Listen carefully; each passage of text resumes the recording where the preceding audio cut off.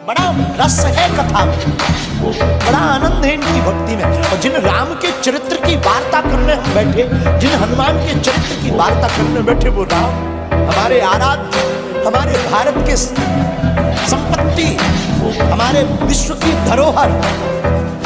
क्या कहना, राम जी ने जब रावण का वध कर दिया, रावण मारा गया, रात का समय, रात्रि के काल में, रात्रि के समय में प्रभु राम चांद की चांदनी को निहारते हुए एक शिला पर बैठे हैं। उसी समय पीछे से एक स्त्री आई और स्त्री की छाया राम जी ने देख ली, और स्त्री की छाया देखकर प्रभु राम खड़े हो गए और खड़े होकर के धीरे से हाथ जोड़कर कहा, कौन हो मां? हे मां, तुम कौन हो? कृपा करके अपना परिचय दीजिए। इतना सुनते ही वो छाया रूपी जो स्त्री थी फबक फबक कर रोने लगी। प्रभु श्री राम ने कहा, क्या हुआ, कौन हो तुम? तो वो जो स्त्री थी वो बोली, राम मैं कोई और नहीं, मैं अभाग्नि पापनी रावण की पत्नी मंदोदरी हूं। तो प्रभु श्री राम ने कहा, मां रावण का तो आज वध हो गया और तुम इतनी जल्दी इतनी रात को अकेली मेरे पास क्यों आई हो? क्या बात है मां, सब ठीक तो है, सब खैरियत तो है ना मां? मां हम जानते हैं आपको आज कष्ट हुआ होगा, पर करें क्या, विधि का विधान है, युद्ध में तो मृत्यु और जन्म, जो बच जाता उसका पुनर्जन्म हो जाता, जो नहीं बचता उसकी मृत्यु होती। मंदोदरी कहती, राम मैं कुछ नहीं देखने आई, बस तुम्हें देखने आई। राम जी ने कहा, क्यों मां? तो मंदोदरी कहती है, राम मैं देखना चाहती हूं कि वो वीर कौन है, वो रघुवीर कौन है जिसने हमारे इतने सहनशाह पति को ढेर कर दिया, और उसमें ऐसी कौन सी बात है जो हमारा पति किसी से नहीं जीत सका, उसको भी मार डाला। तो प्रभु राम ने हाथ जोड़कर पूछा, मां आपने मुझ में ऐसा क्या देखा, जरा बताओ जो तुम्हारे पति से अलग है।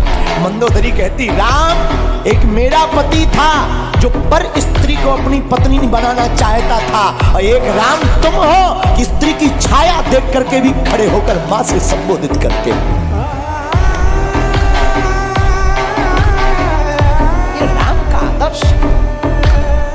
प्रभु श्री राम का स्थापित आदर्श है, ये हमारे आपके भारत के लोगों का सौभाग्य है। मेरे लोगों, आज तक तुमने सिर्फ राम की रोती हुई बातों को सुनकर उन्हीं को चित्त में रखा।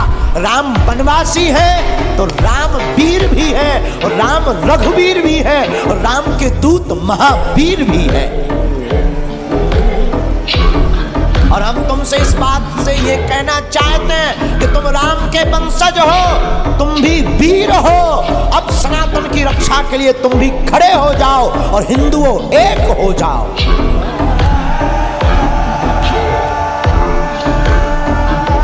तुम्हारी भी बारी है मेरे पागलों।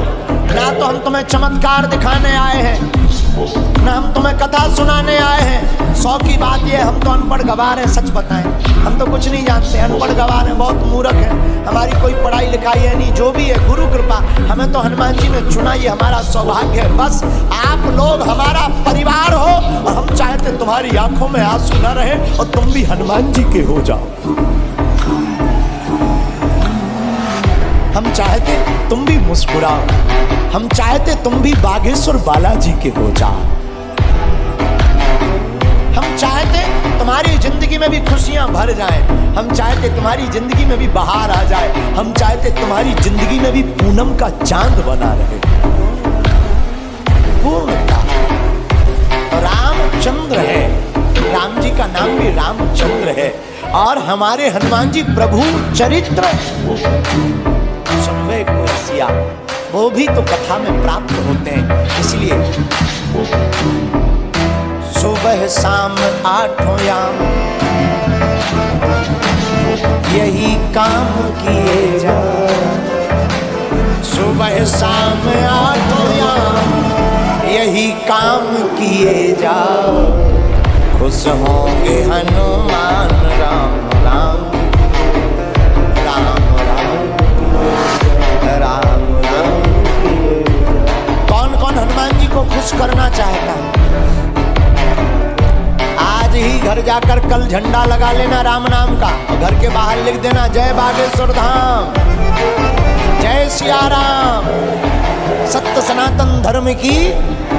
बस ये 3 चीजें लिख देना घर के बाहर, और जब मौका मिले तब सुबह शाम 8 याम, सुबह शाम 8 याम यही काम किए जा। कौन सा? जो अभी कर रहा। खुश होंगे हनुमान राम राम किए जा, राम राम किए जा, राम राम किए। आज से कौन कौन हनुमान जी का हो गया? पक्का कि कच्चा? अरे राम बुलावा भेजिया, राम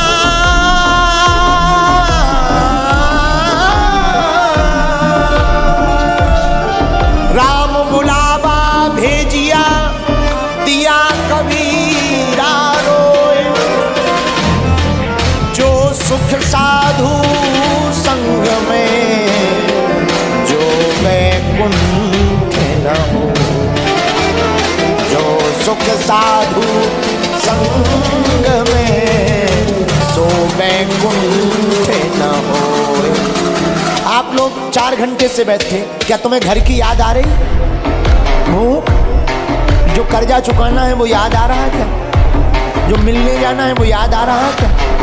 देखो कितनी अद्भुत बात है। प्रभु की कथा में तुम्हें कुछ याद नहीं आ रहा।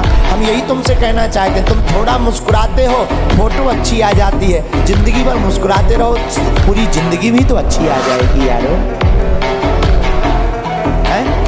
इसीलिए आप कथा में थोड़ा बैठे, आपको भूलने की आदत पड़ने लगी।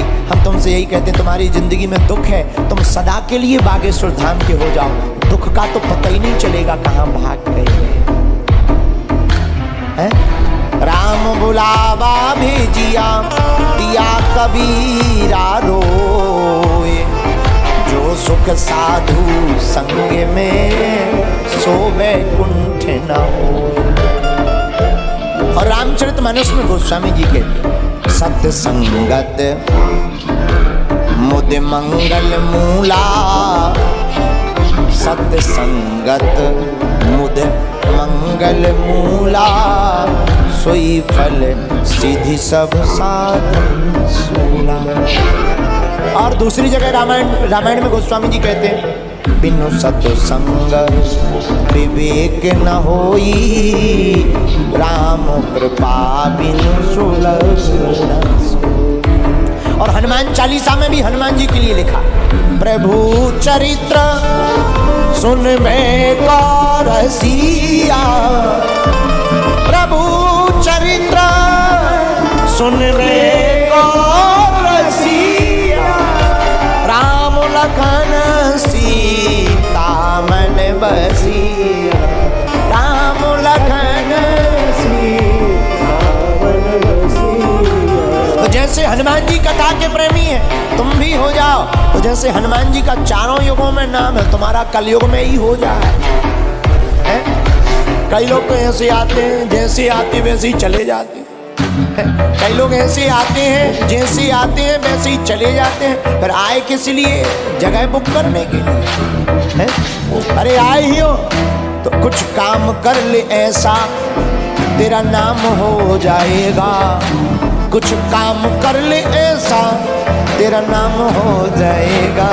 जो राम गुण गाएगा वो नाम को पाएगा। राम गुण गाएगा नाम को जाएगा। जो राम गुण गाएगा सो नाम को जाएगा। जो राम गुण गाएगा नाम हो जाएगा। नाम हो जाएगा। इसलिए मेरे पागलों, आज की कथा का सार यही है कि चाहे जैसे हो, जिंदगी में कथा को सुनना बहुत ही जरूरी है। क्या है? अरे जोर से बोलो, है कि नहीं? लेकिन एक बात बोले, लोग गुरुजी की नहीं मानते पर गधा की मान लेते हैं। हाँ, लोग गुरुजी की नहीं मानते पर गधा की मान लेते हैं। हमारी हमारी प्रार्थना है। अच्छा एक बात और, कथा में आने से माथा टेकना पड़ता, मस्तक रखना पड़ता, क्यों? क्या जरूरी है? हमें नहीं पढ़ना, हम बहुत बड़े आदमी हैं, बहुत बड़े पद पर हैं, हम क्यों माथा रखें? क्या हो जाएगा माथा रखने से? ठटरी के बारे। अच्छा तुम ठटरी बारे समझते हो? हमको लगता है तुम पुराने पागल हो, पहचान के हो, हमारी रिश्तेदारी में भी हो। जो ठटरी के बारे समझते हैं हम समझ जाते हैं कि ये पुराने पागल है, क्योंकि ठटरी के बड़े बुंदेलखंडी शब्द है वो हम ही भर को समझ में आता है। तो हम आपको क्या बता रहे थे कि लोग गुरु की नहीं मानते पर गधा की मानते। बताना ये चाह रहे हैं आप जैसे भी हो, अच्छे हो।